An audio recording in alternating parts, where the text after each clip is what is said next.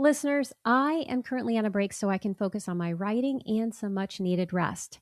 Until I return with new episodes on September 17th, I've curated a summer rewind series of fan favorites.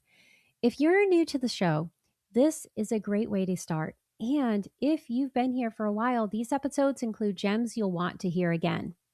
This week's episode was an early favorite with Sue William Silverman. In it, we talk about the power of creative nonfiction, how to use metaphor, masks, and language to harness its power, and how this work can lead to personal growth, all through the lens of her craft book, Acetylene Torch Songs, Crafting Stories That Ignite the Soul. This book has gone on to win a silver medal for the 2024 IPPY Award. It was a finalist for the 2024 Foreword Indies Book Award in Reference and the 2024 Foreword Indies Book Award in Self-Help, and it earned every single one of them. Congratulations, Sue. Since our episode, Sue has also gone on to publish her flash essay collection, Selected Misdemeanors, Essays at the Mercy of the Reader, which was longlisted for the 2026 Penn Diamonstein Spielvogel Award for the Art of the Essay. After you listen to this episode, be sure to check out our conversation about selected misdemeanors and our must-listen conversation on how to write about what you don't remember. You'll find links to both in the show notes, but for now, let's get to my conversation with Sue William Silverman. Welcome to Writing Resilience, the podcast for writers who want to write and live the story that sets them free. I'm your host, Lisa Cooper Ellison, a writer, transformational and trauma-informed coach, story alchemist, and fellow traveler on the winding road of healing and creativity. Each week, I'll share tools, practices, and conversations that will help you let go of what no longer serves you as you create stories that change lives, especially your own. Together, we'll explore how to trust your creative voice, support your mental health and resilience, work with your nervous system and unique design, and stay connected to your deepest calling as a writer, even when life gets messy. It's time, my friends, to write and live the story that sets you free. I'm honored to walk that journey alongside you, one story and one episode at a time. During a creative nonfiction class I taught in 2017, a student asked me how to navigate the different voices that appear in creative nonfiction. That led me to Sue William Silverman and her brevity post on the subject, as well as her first craft book, Fearless Confessions. I've been following Sue online for the past 7 years and was delighted to hear late last fall that she was publishing a new book, Acetylene Torch Songs, Writing True Stories That Ignite the Soul. I reviewed this book for Hippocampus Literary Magazine, and soon after, I invited Sue onto the podcast so we could have a more in-depth conversation about her new work. Sue is a faculty co-chair of the MFA in Writing program at Vermont College of Fine Arts and an award-winning author of 8 works of nonfiction and poetry, including How to Survive Death and Other Inconveniences, which won the Gold Star in Foreword Reviews INDIE Book of the Year Award and the Clara Johnson Award for Women's Literature. Lovesick, One Woman's Journey Through Sexual Addiction, which was made into a Lifetime TV movie, and Because I Remember Terror, Father, I Remember You. For a complete list of her books and her many awards, please see the show notes. Before we get to my conversation with Sue, I have a few questions for you. Which of your stories yearn to be told? How do you uncover their many truths? And what do those truths look like on the page and sound like when you read them out loud? I hope you'll ponder these questions as you listen along. Now, let's get to my conversation with Sue William Silverman. Hey writers, have you struggled to develop characters beyond a laundry list of physical traits, or do you fall into the tired cliches of stomachs that roil and boil, hearts that pound, and characters that look off into the distance, unsure what to do? Has a critique partner ever told you your character's motivations or actions don't make sense? Or worse, has an agent told you they just don't connect with your main character?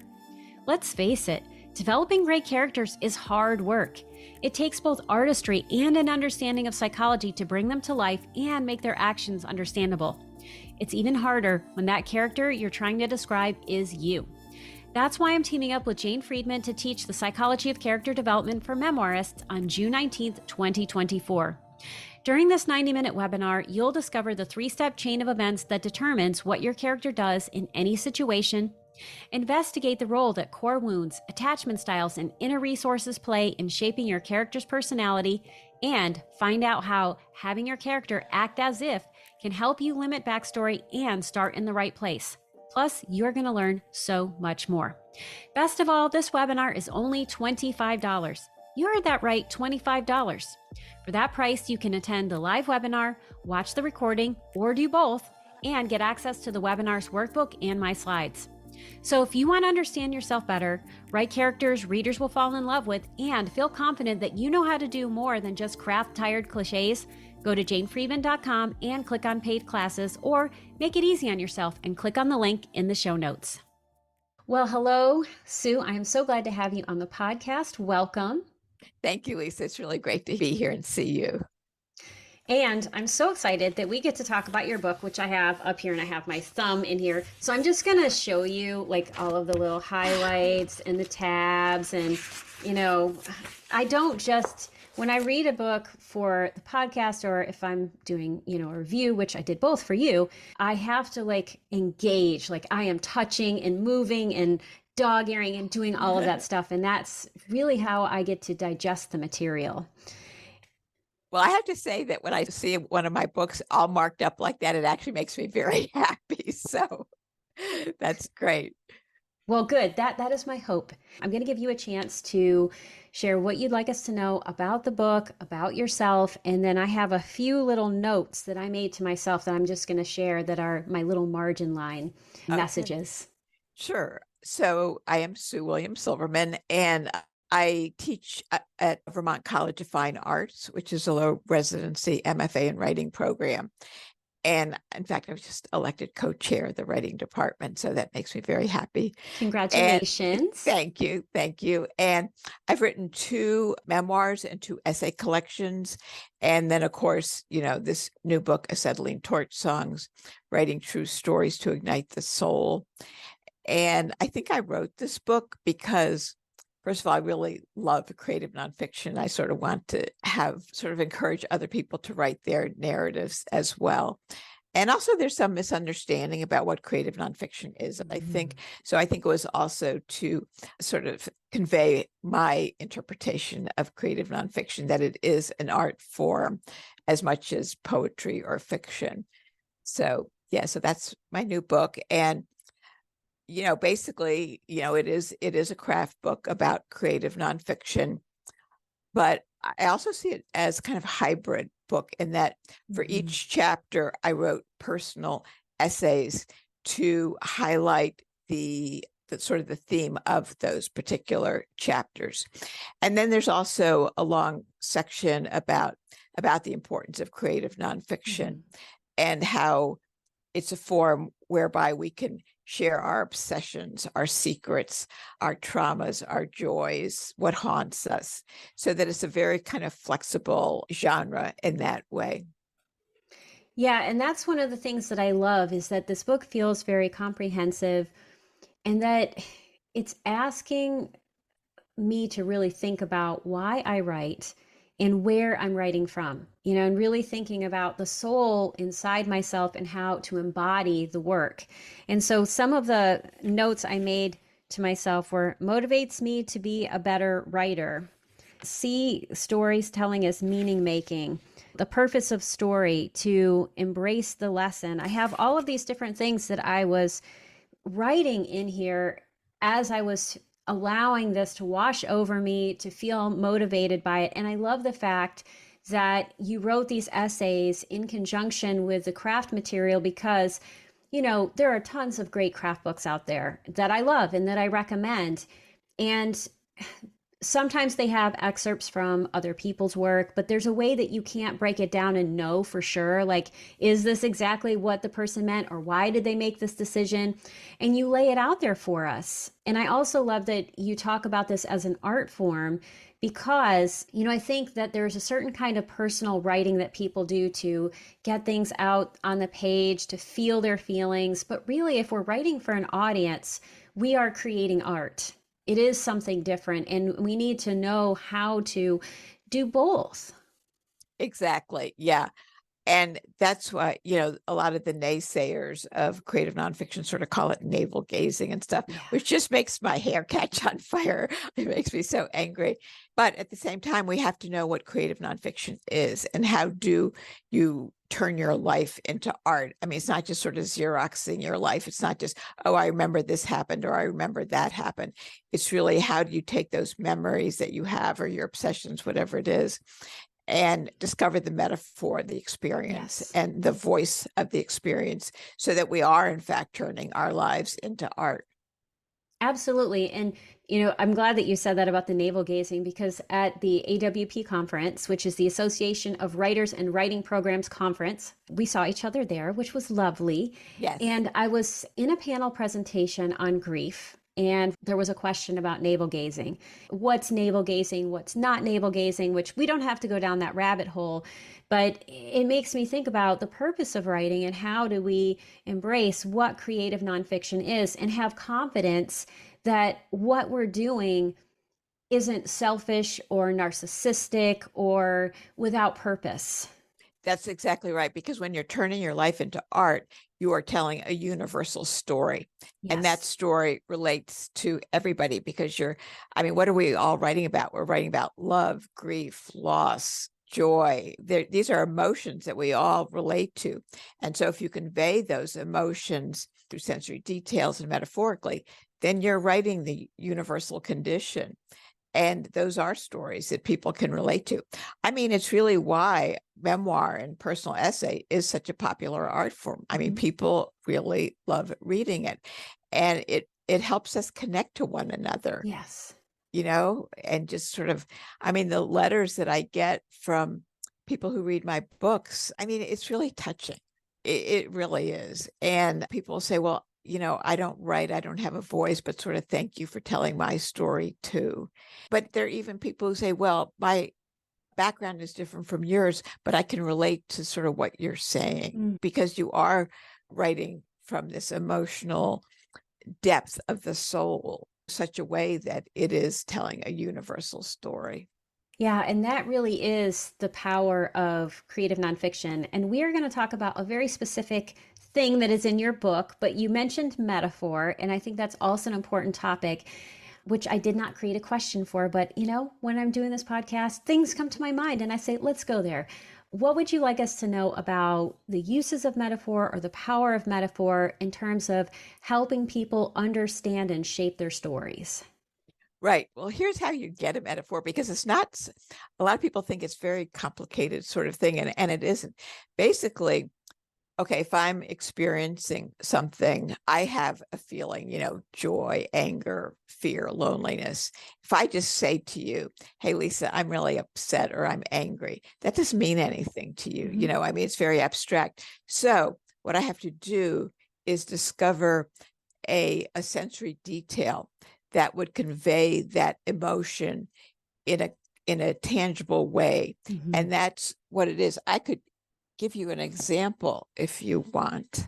Examples are always great. I happen to have my best example of a metaphor right here. Well, because it's short. So this is from Lovesick, which is about recovering from sex addiction. And I'm just going to set it up really quickly. I'm a freshman in college, and I'm having an affair with a man old enough to be my father. And he has this maroon scarf, and I want this scarf. And so after we go out on a date one night, I take this scarf. Okay, so that's the setup. And now I'm back in my dorm room, and I'll just read through it, and then I'll tell you where the metaphor comes in. So, alone later in the dorm, I press the scarf against my nose and mouth. I take a deep breath. The scent is of him, leaves smoldering in autumn dusk. And I believe it is a scent I've always craved, one I will always want. I don't understand why the scent of the scarf seems more knowable, more definite, more tangible than the rest of him. Okay, so in real life, there was this maroon cashmere scarf. And if I were not writing metaphorically, I would just say, oh, this man had a scarf and I took it. I wanted it. I brought it back to my dorm and I smelled it and it was nice. And that's it. It's just, that means nothing. So then the author me, who's writing now in the present, I look back at that scarf and think, oh, what did that scarf mean? Mm-hmm. And what I come to understand as a writer, reflecting on my book, reflecting on my narrative, is that this maroon scarf is a metaphor for loss and longing. And sort of, I mean, I didn't know I was a sex addict then, but I was. He clearly was as well. And because I couldn't have the man, because I didn't have love, all I could have was this scarf. Yeah. And so by describing the scarf as leaves smoldering in autumn dusk, and I believe it is a scent I've always craved, one I will always want, those aren't thoughts I had in that moment at all. I was a freshman in college. I didn't know anything. This is what I bring to the work now when I'm writing. And I don't understand why the scent of the scarf seems more knowable, more definite, more tangible than the rest of him. So that's how I took this red scarf and made it into a metaphor, as I say, for loss, because I'm never going to have the man, and longing, because I'm never going to have the man, and a kind of nostalgia, and also a sort of emotional kind of death, leaves smoldering in autumn dusk. I mean, it's kind of is a metaphor for several things. And that's how you take a tangible sensory image, something that's sort of outside of yourself, and you convey it in such a way that it conveys how you're feeling inside. And that's all a metaphor is, basically. So that's how you avoid the abstract language. You just, hey, Lisa, I felt really sad and lonely and, boo-hoo. and nobody cares except for your therapist or somebody. And so that would not be art. But by taking that maroon scarf and conveying it in such a way that it does reflect those inner feelings of loss and loneliness, and also comfort. It's a warm cashmere scarf. And again, because I can't have the man to really comfort me, I have a scarf. So that's the way you take something as simple as a scarf and make it a metaphor. That is a beautiful example. And what I'm going to tell people is I want you to, after you're listening, go back and listen to it again, and I want you to listen and notice what's happening in your brain, what images are showing up, what happens in your body. How does this sit with you in a way that is different than, say, I'm sad, right? Because that's part of what happens, is it fires different neurons in our brains, and that's what makes creative nonfiction so satisfying. It's not just the dissemination of what happened, it's all of the feelings, all of the moments, and that meaning making. And so that was such a great example. And we are going to talk about a way that other people can, whether you're planning to publish your work or you're just working on something for yourself, how you can think about your writing in a different way, in a way that helps you make meaning from your experience. And that is the concept of masks. And sometimes I talk about masks in different ways, and I have had other guests that have come on to talk about masking. And one way to think about masks is to think about the ways that we put masks on that probably are not the healthiest for us. So for instance, people pleasing. So we have a smile on our face even though we're feeling rage. Or, we put on a mask to look normal when perhaps we're not feeling the way everyone expects us to feel. So there's a way that, people who are neurodivergent will mask. But you're talking about masking in a different way, and how we can use the concept of masks. And you have all these little words that I love, and I'm going to say it, and I like listen to it in advance. So hopefully I will not butcher it. But if I do, please correct me. Prosopon. You use this word, prosopon, to talk about these masks we can put on that help us go into the past. Can you talk about that for us? Yes. So in the book, I have a chapter called about masks. And really, these are literary masks. So, don't think about like a Halloween mask or, Mardi Gras mask, or even your N95 mask. It's not like that. This is a literary mask. And how I envision these working is that by sort of constructing a mask through voice, sensory description, and metaphor, that these masks are actually revelatory of who we are inside. In other words, Yeah. these masks don't hide us. They make us more almost transparent, not just that we see the external self, but that it also, they're revelatory of the internal self as well. So that, for example, my first book is Because I Remember Terror, Father, I Remember You, about growing up in my incestuous family. So the voice of that narrator, or the mask that she wears, is that of this young wounded girl. So all of the details in the book, the metaphors, everything sort of conveys that, and that's the mask that she wears. Then I wrote my second book, Lovesick, which I just quoted from, about 28 days I spent in rehab for sex addiction. So I realized, well, this is a completely different narrator. She has to wear a different mask. Her persona is that more sort of tough and edgy, that addict sort of fighting, getting better, and all of that. So when the narrator switches, I have to construct a new mask for this new narrator, so that it's really a way both to deepen yourself as narrator and to differentiate all of these different parts that we're writing. Like every essay, I'm kind of a different narrator, or every book, I'm a different narrator. And how do I convey that? I convey that through a mask. And that word you mentioned, prosopon, is from the Greek, and that's the word that they used for in a Greek play, that if an actor came on stage and they were sad, they would put on a mask that looked sad. So it would sort of show you their inner feelings. And so it's kind of a play on that. And if you like, I have just a few sentences from two different essays that are in Acetylene Torch Songs that maybe could showcase what I mean even more clearly. If you like, I could sort of refer to those. Absolutely. So one essay is called My First Day in School. And basically, I'm just out of rehab, and this is my first day I've ever taught ever. And first of all, I'm scared because I'm not sure I know how to teach. But also, I'm just out of rehab, and I worry that the students are going to somehow sense that I am recovering from sex addiction. So I was really nervous and everything. So this is just a few sentences from the opening paragraph. This is the essay, My First Day in School. I walked into the classroom wearing a baby blue cotton dress with a lacy white collar. I set the English Composition 101 text on the teacher's desk and stood before the students. 25 college freshmen watched me. Their gaze, plus the fiery autumn Georgia sun glazing the windows, felt more like radiation than warmth. Fearful of hyperventilating, I slowed my breathing. I turned and wrote my name on the board. When I looked back, they all still stared at me.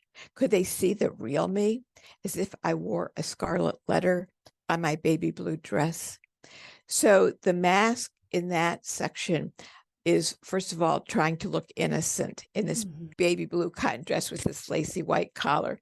If I wasn't concerned about masks or kind of metaphor, I could just say, well, I wore a blue dress, that sort of it. But to be really specific about how this dress sort of conveyed this mask of innocence helps to deepen the character. And then some of the other details about feeling the warmth felt like radiation is just sort of this fear of exposure and shame and all of that. And, the scarlet letter. Okay, so hold that in your head. So that's one mask. And now I'm going to just read a few sentences from another essay called Graduate Studies in Hebrew. And hopefully you'll see how the mask changes. Okay. Bored with straight-laced Israeli mores, I was determined to have sex with M tonight. I slipped on an embroidered mini dress I bought in the old city earlier that day. No bra, leather sandals. My braid hung almost to my waist, only a hint of mascara. I thought M might be more attracted to my flower child self than to someone appearing older and sophisticated. Okay, so here the voice changes. The voice in the first sounds sort of frail, scared, and the second one, the voice sounds, kind of tougher, edgier. This narrator's out to seduce this man. So when I say voice, that's the voice of the mask. So the mask changes. And when the mask changes, the metaphors change, the voice changes, those sensory details change, so that you're able to differentiate them. So if you're reading about my first day in school, you won't be able to see that narrator in the graduate studies in Hebrew. Or if you're reading graduate studies in Hebrew, you won't be able to see that narrator who's teaching for the first day. So these masks help us really focus who this narrator is. At the same time, they're revelatory of showing who we are inside.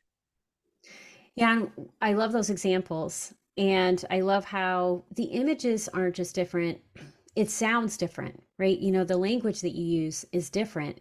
And what I love about this is that it allows you to externalize who's telling the story. And I think that's so important. Like if you're telling a really tough story, you're going deep into something, maybe even high trauma. If you are looking at a mask is telling the story, you have some externalized way of thinking about who the person is that is telling the story. That's different from connecting perhaps too deeply with, say, the wounded part of yourself, and it's like all inside you. Because I think that can be very overwhelming for people. So I just, that was one of the things where my brain was lighting up, going like, oh, yes, all of the stuff we can do, and look at how amazing it can be. Yeah, I mean, if you think about it, you, the author, are constructing this mask. You have that power. Yes. So that's very empowering. I get to construct this mask however I want to. I'm not going to be this person who somebody else labeled me as this, or somebody thinks I'm a victim, or somebody called me, some bad name or something. No, I control it now. I have the power.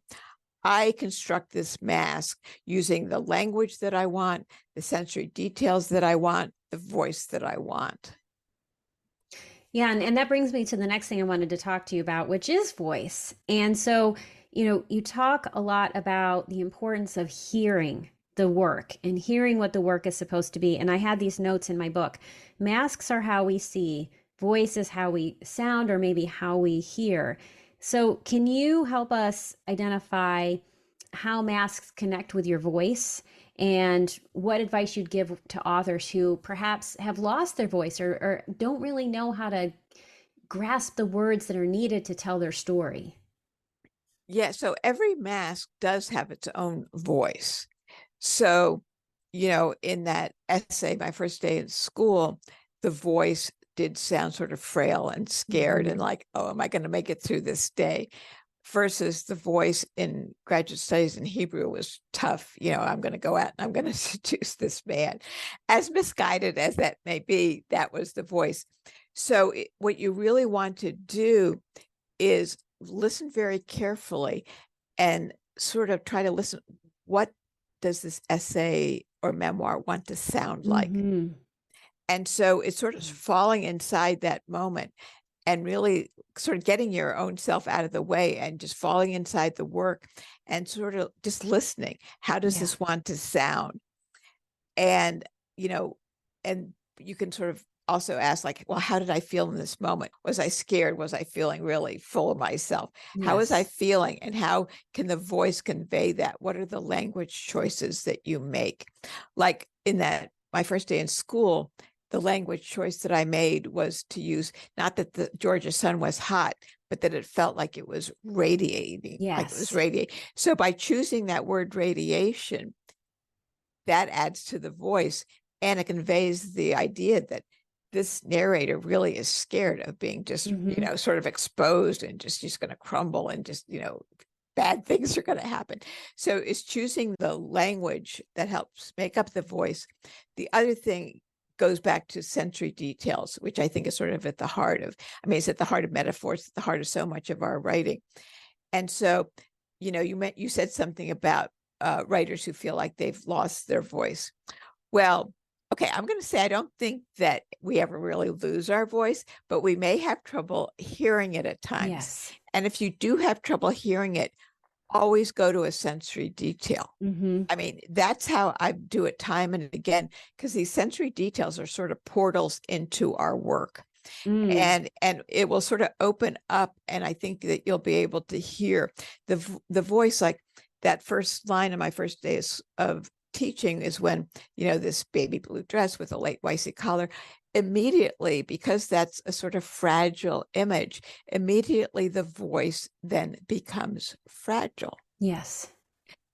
So whereas in graduate studies in Hebrew, this woman's, has this long sort of sexy braid and it's not wearing a bra and all of this stuff. So again, these sensory details will help lead you to the voice, because your voice is there, and it always is. It's a matter of finding a portal to enter it.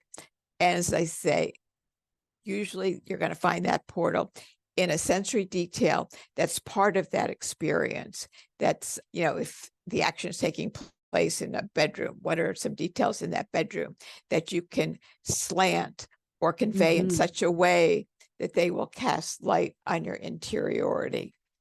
So look for those sensory details, and don't just write them straight.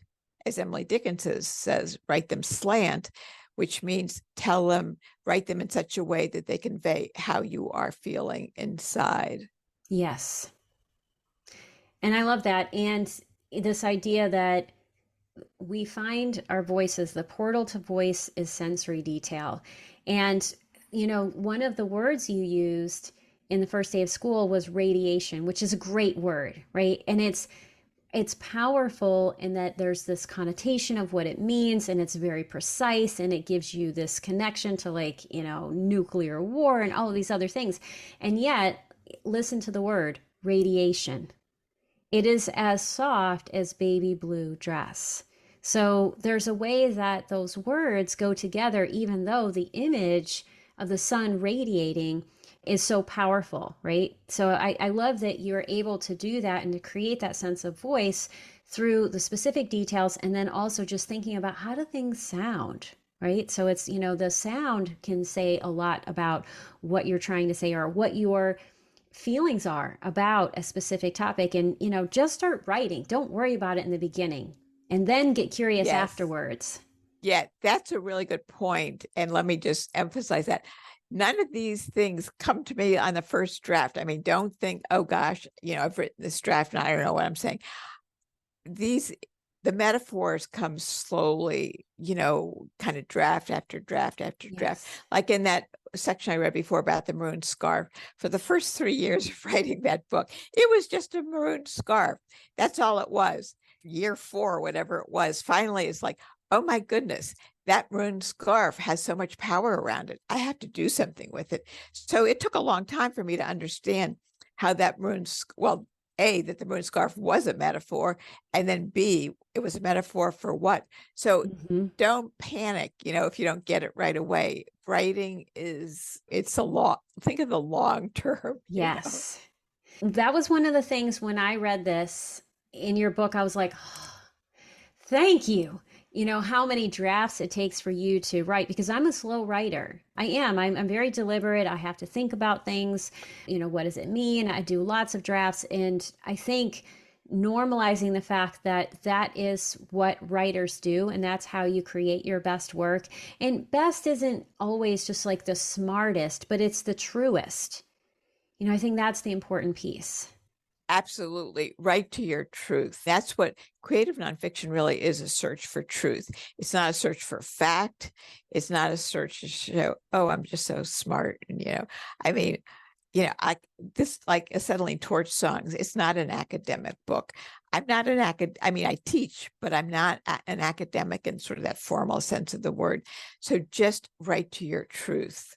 And when I say truth, I mean like emotional truth. Yes, absolutely. And I think, that's where you settle something inside yourself. Like I often talk to people about how, there's a question inside you. There's something that's asking you to write about this. And when you get to that emotional truth, you're going to know that the piece is done.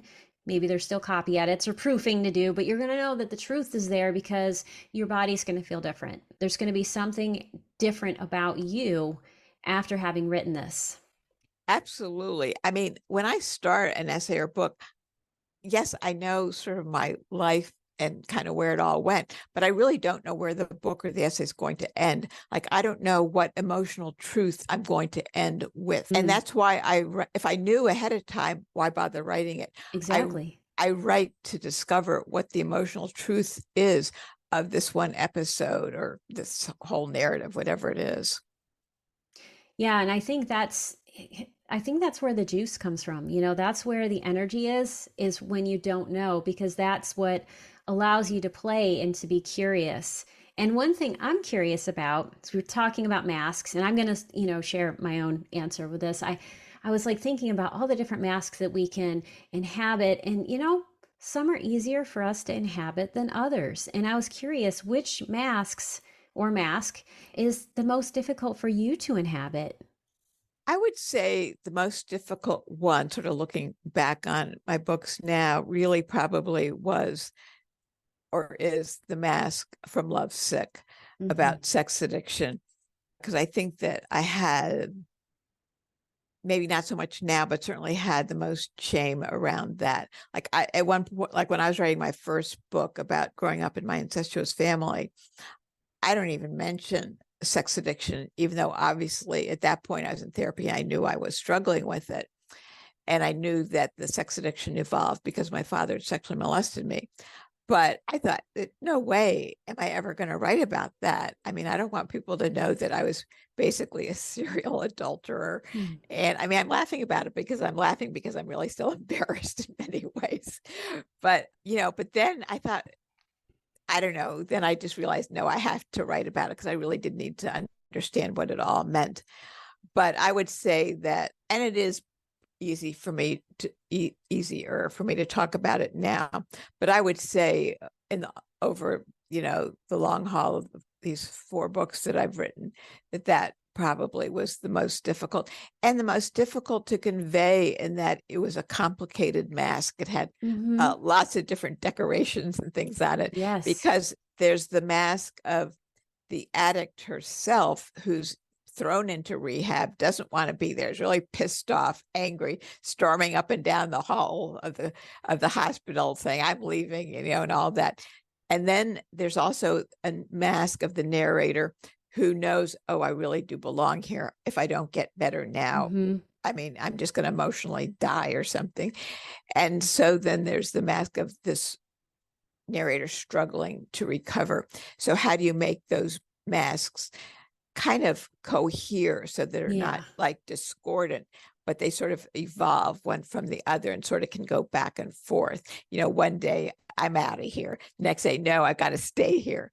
So just from a technical standpoint, it was also difficult to write. And Lovesick probably took me longer to write than any of my other books. Yeah, and thank you for sharing that, first of all. And as you were talking, it makes me think about the mask that was the hardest for me. I grew up in a home where there was addiction and a lot of abuse and violence and chaos. And so the voice of like a wounded person who things happen to is actually fairly easy to inhabit, even though there's a lot of pain there. And then the voice of like, hey, I have healed, or I haven't figured everything out, but like, I'm strong, I'm sturdy. Can also be a comfortable voice. I think comfortable as in familiar, right? Those are familiar voices. For me, when I was writing the memoir that I have on submission right now about my brother's death, I was screwing up all over the place and doing all kinds of like wild, chaotic things, and to like really learn to love that person who screwed up a lot, who didn't have anything figured out and yet thought she had everything figured out. It took so much compassion, to both love that person enough to not get embroiled in the shame, to be able to tell the story true, and to get clear about, okay, well, what does that mean? Or how can I bring all of this to life and own it? See, okay, I just have to say, this is why I love creative nonfiction, because I completely related to everything you just said. I mean, I did, and I haven't even read it yet, but the way you describe it, I mean, that's it. That is the human condition. Yes. And we do have to show, I mean, like in Lovesick, I was just an emotional train wreck, but I had to show and kind of feel empathy for that emotional train wreck. And understand the motivation, that I wasn't born this way. Nobody's born a sex addict, but things happen that caused me to have that particular addiction.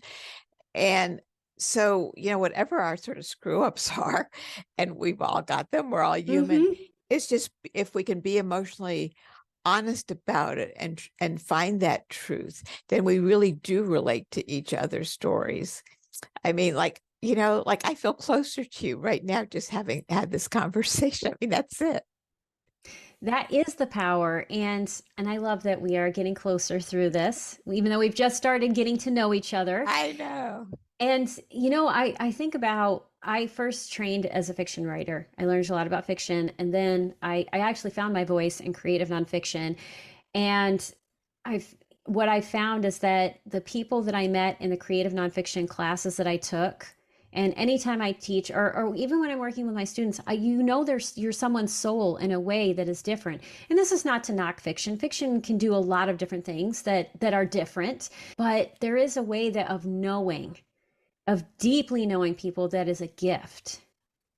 I completely agree. And by the way, I started out writing fiction as well, and I was terrible at it. I have like 5 unpublished novels that are just so bad. I mean, I would never even want them published. But I would say within 3 minutes of switching and writing creative nonfiction, it's like I found my literary home. Yes. Honestly, within like 3 minutes, like, oh, I could never find my voice.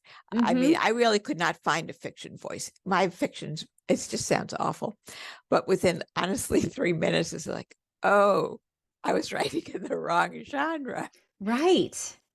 Yes, I had the same experience. And I would write things, and people would say, like, these sentences are lovely, but something's missing, or there's like, I don't feel like I'm getting the whole story. There's always that. And that's because I was trying to veil everything that I really wanted to talk about. And then you can't, like, there's a way that you don't get to the truth.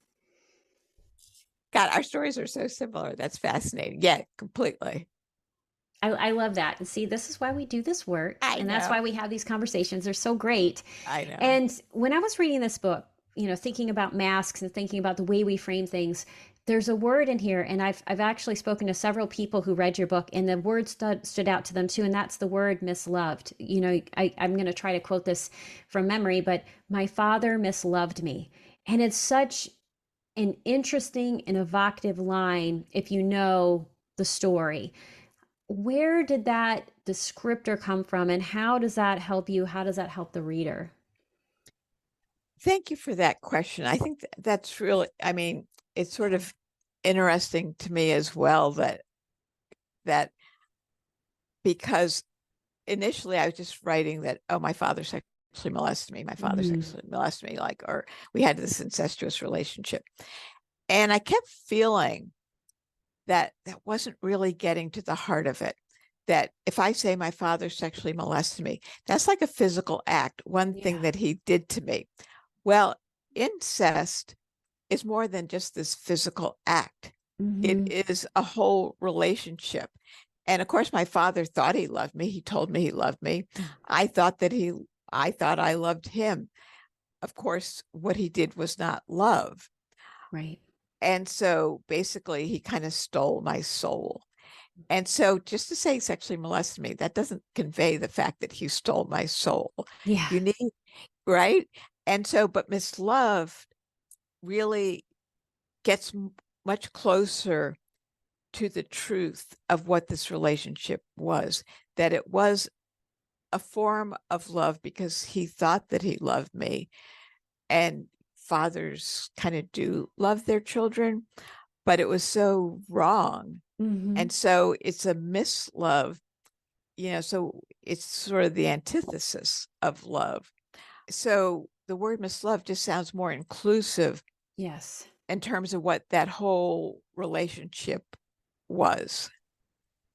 I love that. And I think what I love about it is, as you describe it, it accurately portrays what you're trying to portray, that it's actually within the spectrum of love, which is a very far end of it and is very complicated.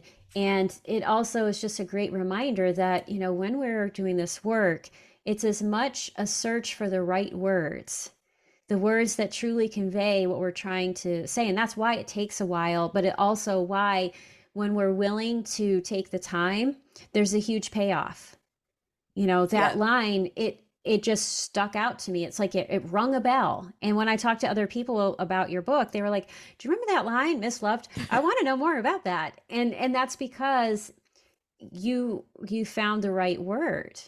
And it rings a bell for us, and we want to know more. And yet there's a way that you kind of understand it too. Even if you don't understand it fully, it's like there is an inner knowing. Yeah, it sort of resonates with what the experience was. I'm really glad that worked, because a few times I've sort of worried, or every now and then I've worried, well, is it accurate? But then I just kept thinking, well, yes, it is accurate. That is what I mean to say. So thank you. Well, you're very welcome, and thank you for writing those words, because I think it just does important work, both in terms of how we think about things and also about our writing. And so, speaking of writing, you've written many books, and I think the fact that you've written so many books and you can pull from so many different projects is one of the reasons why this book works. You have so many examples. But one thing you've kind of evolved from is that, you started out with traditional memoir, which is more like telling a story, and now you write more essay collections, and essay collections do a different kind of thing. I mean, they do different work. So what do you think you're able to do with these essay collections now, and in terms of experimentation and the way you think about things, that perhaps you couldn't have done with a more traditional memoir? Yeah, that's a good question, because my first two books are kind of rather traditional, straight through narrative memoir.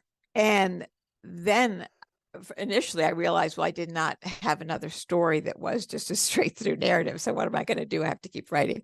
So I really started writing essays more out of sort of desperation, because I have to write something.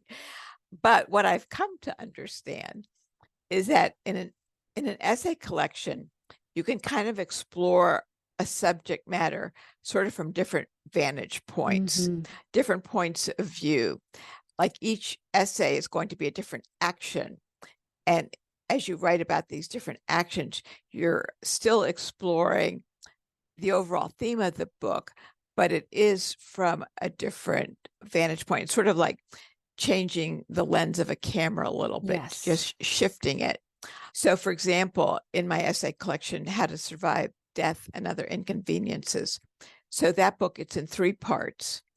And the first part explores sort of the fear of death, and sort of metaphorically how I'm determined, and of course, very ironically, determined to survive death, because it scares me.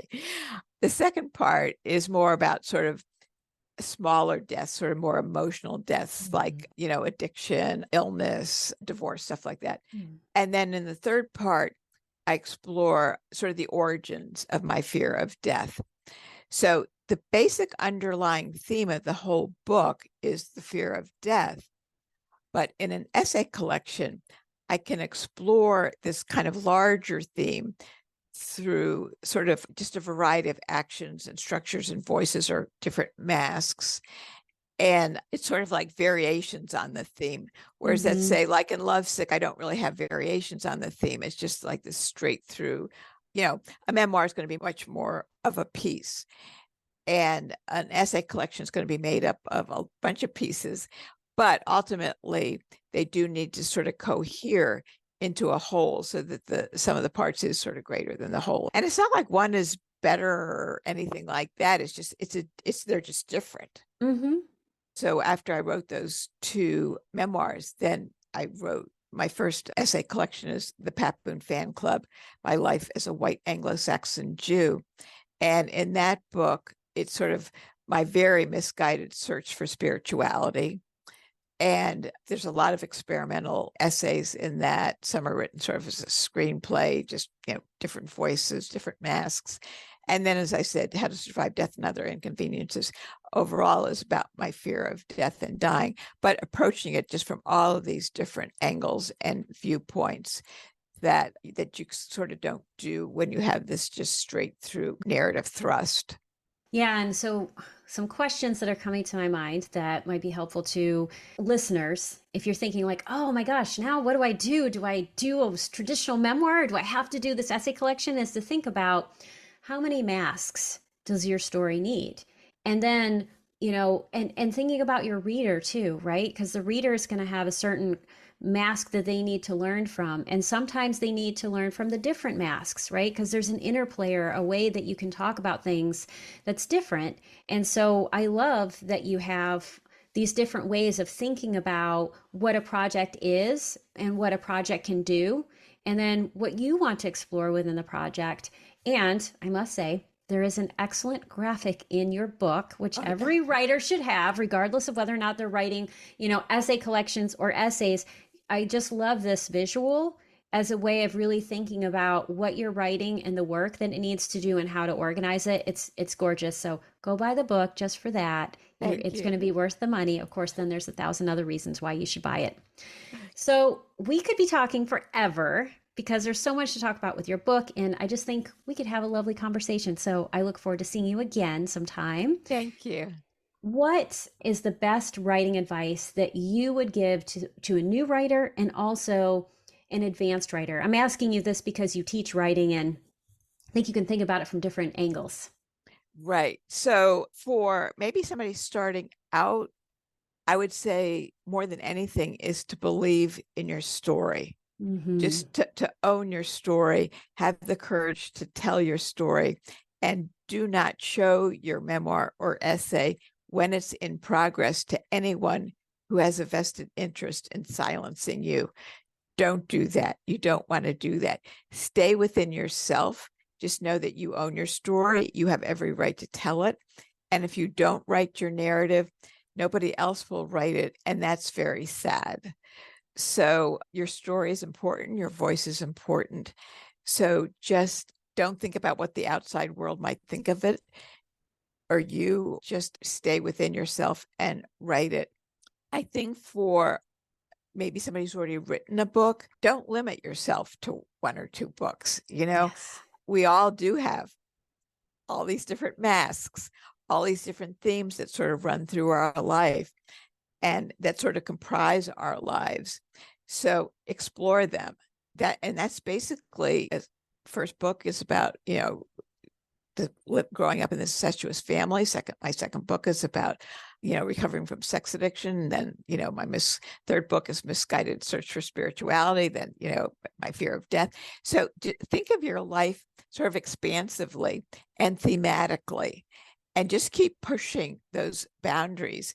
I'm just sort of finishing up another book, an essay collection of flash pieces. And so, I won't, but I could say, well, Sue, you're so narcissistic. You have so much to say about yourself. But I really don't see it that way. It's just like, I have a lot to explore about myself and I want to know who I am, basically. And so, and writing just keeps me sort of sane and whole. And so just, even if you've written 1 or 2 books, you always will have another book. And if it's not CNF, so I've written a few poetry collections, so that's fine too. Just keep writing.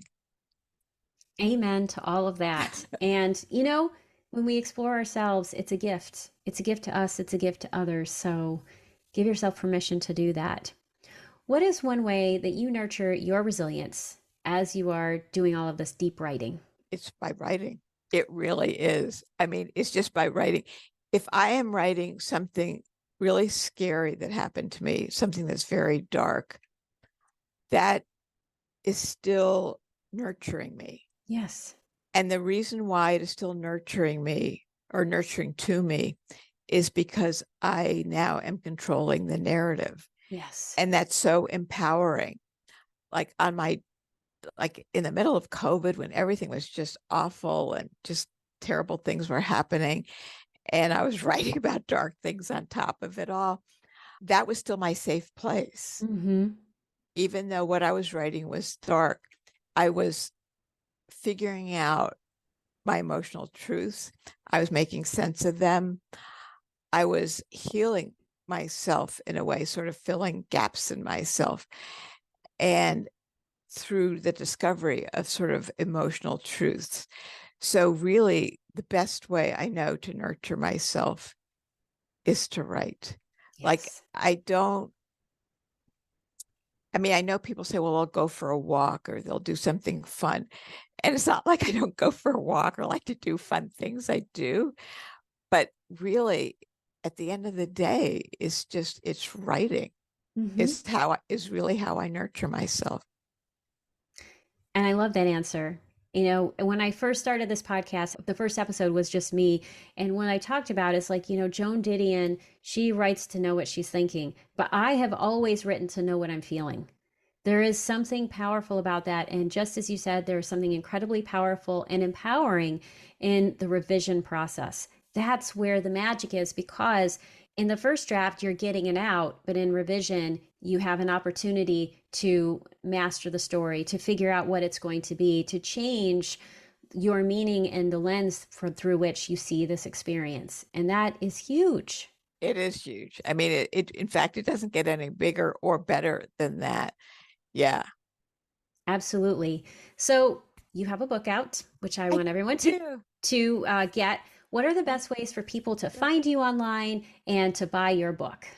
Thank you. Yes. So my website is SueWilliamSilverman.com. I know it's a long name, SueWilliam, like sort of like the boy's name, Silverman, Silverman. So SueWilliamSilverman.com is my website. And the book is available, you know, basically at all the online places, AmazonBookshop.org, through the University of Nebraska Press. If you support your local indie bookstore, yay. Yes. And if they don't have it, they'll be more than happy to order it for you. And it doesn't take that long. And of course, there are links to it on my website as well. And I'm on Facebook and Instagram, and I sort of the usual places we hang out on online. And if you missed any of that, it will be in the show notes. So it'll be very easy to do that. And, you know, one of the great things about ordering a book through your indie bookstore is that you are drumming up interest for the book. So you're not only supporting the bookstore, you're supporting the author, because usually they'll buy more than one copy, and, you know, someone else in your area might be interested in reading it. So it's a win-win for everyone.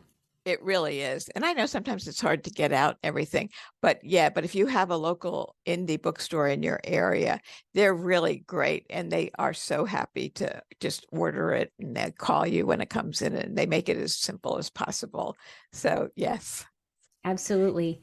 Well, Sue, it was such a delight to have you on the podcast today. Thank you so much. I look forward to our next interaction. And you know, I have several projects that I'm working on, and I am going to be looking at all of my dog-eared pages and all of the things that I tabbed and underlined in this book. So thank you so much. Thank you so much for having me. It's been great talking to you. I've really enjoyed it. So thank you so much. That's it for today's episode. Thank you so much for listening. I couldn't do this podcast without your support.